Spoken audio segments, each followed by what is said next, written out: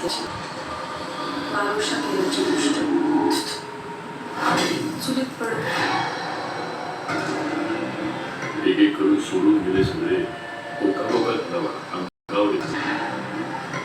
मला माहिती हा माझा वाडा आहे.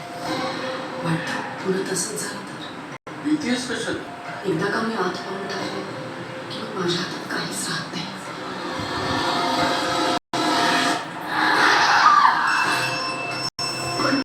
परत करून घ्यायचा का घरात? साई तू इथे काय करते मला?